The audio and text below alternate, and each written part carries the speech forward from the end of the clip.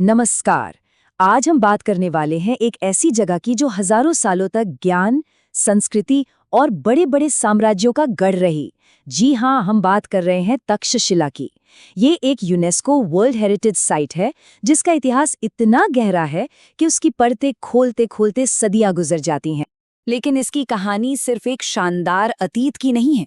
इसकी कहानी में एक दुखद पहलू भी है, जैसा कि ये बयान साफ-साफ बताता है।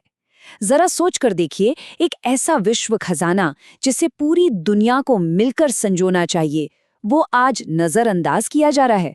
और यही वो सवाल है जिसके इर्द गिर्द आज की हमारी ये पूरी पड़ताल घूमेगी। तक्षशिला का भविष्य दांव पर लगा है। इस विश्व धरोहर को बचाने की जंग अब भी जारी है। तो चलिए इस कहानी में और गहराई से उतरते हैं।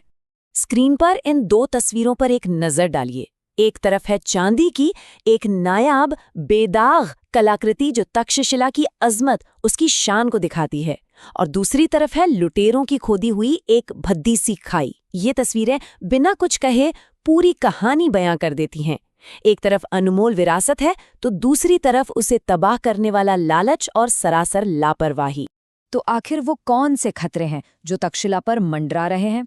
चलिए एक एक करके समझते हैं। सबसे पहले तो फंड की बहुत ज्यादा कमी है, जिसकी वजह से जो भी मरम्मत या संरक्षण का काम होता है वो अधूरा रह जाता है। टूरिस्ट्स के लिए मॉडर्न फैसिलिटीज तो लगभग है ही नहीं, और जो सबसे बड़ी चिंता की बात है वो है यहाँ से निकली बेशकीमती चीजों की अवैध तस्करी, जो दुनिया भर के ब्लैक मार्केट में पहुंच जाती हैं। ये सवाल बहुत जरूरी है ये समझने के लिए कि अगर तक्षशिला को कुछ हो गया तो हम असल में क्या खो देंगे। हमें पहले ये जानना होगा कि तक्षशिला का ऐतिहासिक महत्व आखिर है क्या? क्यों ये शहर इतना इतना ज्यादा महत्वपूर्ण है?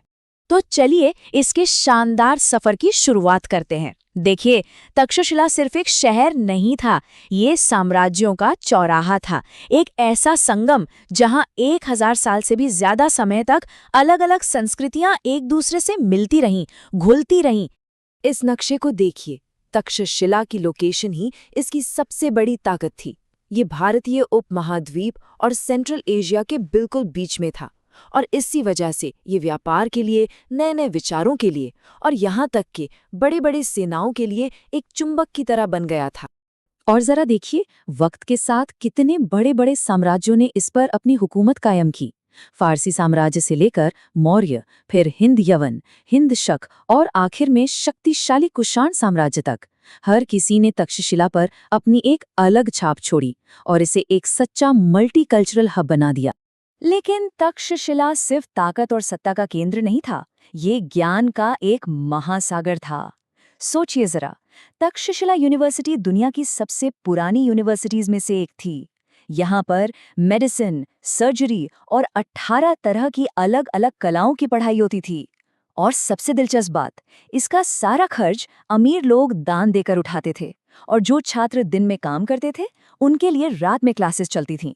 मतलब शिक्षा हर किसी के लिए। अब हम तक्षशिला के और अंदर चलते हैं, इसके दिल में, सिरकप शहर में। ये वो जगह है जो हमें उस जमाने की जिंदगी की सबसे साफ तस्वीर दिखाती है। ये सिरकप शहर का एरियल व्यू है, मतलब ऊपर से लिया गया नज़ारा।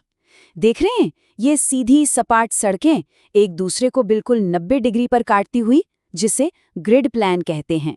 20वीं सदी की शुरुआत में सर जॉन मार्शल की खुदाई ने ही इस शानदार शहर को दुनिया के सामने दोबारा पेश किया। तो ये जो ग्रिड प्लान है, ये एक बड़ा सवाल खड़ा करता है। क्या सिरकप एक यूनानी शहर था? इस पर एक्सपर्ट्स में आज भी बहस होती है।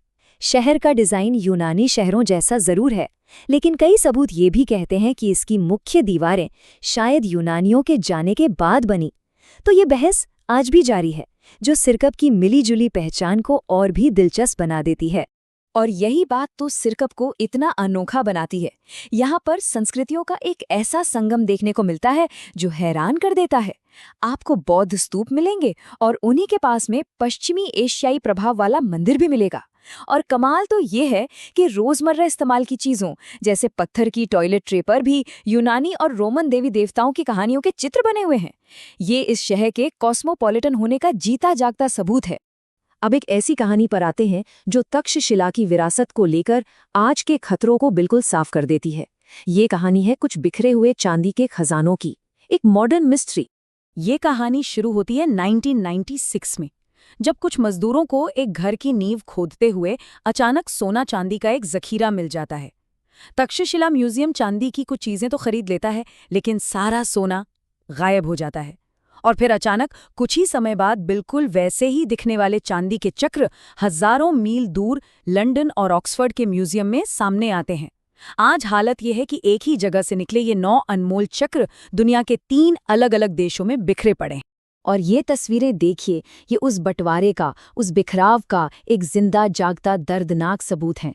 जो चीजें इस 2000 साल तक एक साथ जमीन के नीचे दबी थीं, वो आज हजारों मील की दूरी पर अलग-अलग म्यूजियम्स की शोभा बढ़ा रही हैं। ये हमारी साझी विरासत के बंटवारे की एक दुखद तस्वीर है। और हमें ये नहीं भूलना चाहिए कि ये सिर्फ चांदी के खूबसूरत टुकड़े भर नहीं हैं, इन पर इतिहास दर्ज है। इनमें देवी हारी थी की सबसे पुरानी तस्वीरों में से कुछ हैं, और कुछ पर तो सिकंदर के जमाने के शाही हाथी जुलूस के दृश्य बने हुए हैं। हर एक चक्र इतिहास का एक पूरा पन्ना है, जिसे अब एक साथ रखकर पढ़ना नामुमकिन सा हो गया है। तो इतनी सारी चुनौतियों के बीच क्या कोई उम्मीद बाकी है? क्या कोई रास्ता है इसे बचाने का? चलिए अब समाधान की बात करते हैं। एक नया प्रस्ताव तैयार किया गया है, जिसका नाम है तक्षशिला सभ्यताओं का चौराहा। इसके तहत कई बड़े कदम उठाने की बात की गई है, जैसे टूरिस्ट्स के लिए सुविधाओं को बेहतर बनाना, पुराने स्थलों को साइंटिफिक तरीकों से बचाना, रिसर्च सेंटर बनाना और सबसे ज़रूरी, वहाँ रहने वाले लोकल लोगों को इस काम में शामिल करना, ताकि उन्हें भी इसका फ़ायदा मिले। और ये बात बिल्कुल सही है, जैसा कि सैयद ज़हीर शाह ज़ैलदार ने कहा है, तक्षशिला की विरासत किसी एक देश की नहीं है, ये पूरी दुनिया की है, और इसीलिए इसे बचाने की जिम्मेदारी भी हम सब की है। ये एक ग्लोबल हेरिटेज है। लेकिन सबसे बड़ा सवाल तो अब भी वही है, क्या सिर्फ कागज पर बनी एक योजना इस जिंदा इतिहास को बचा पाएगी? क्या ये कोशिशें तक्षशिला के शानदार अतीत और इसके अनिश्चित भविष्य के बीच एक मजबूत पुल बना पाएंगी? खैर, इसका जवाब तो आने वाला वक्त ही देगा।